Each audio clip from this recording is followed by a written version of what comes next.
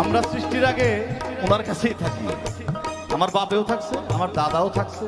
এখন আমার দাদা কত হয়েছে আমি জানি না, আল্লাহর কাছে তিনি কেমন আছেন। তো সবাই আসলে তার কাছেই থাকে, উনি ভালোবাসা রাখে বলে থাকে।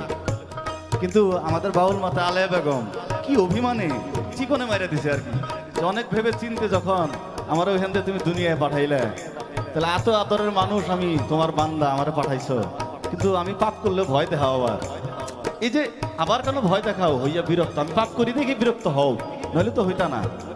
তো ওই ভাবনার থেকে দেখেন কিভাবে অভিমানীর স্বরে, অভিমানীর ভাষা, বাউলের ভাষা, আমার বাংলার বাউল এত সুন্দর করে যে কথা লেখে, এই কথা ঈশ্বরের কাছে পৌঁছায়। এটা বাউল গানে সম্ভব, আমার বাংলার বাউল গানে সম্ভব। সেটা অন্য ভাষাভাষীর গানে আমি জানি না কি হয়, এত কাছে যায় কিনা গানের মাধ্যমে আমি জানি না, আমার বাংলার বাউলের গানে এটা হয়। আপনাকে ধন্যবাদ, এত সুন্দর একটি গান আমার বাংলা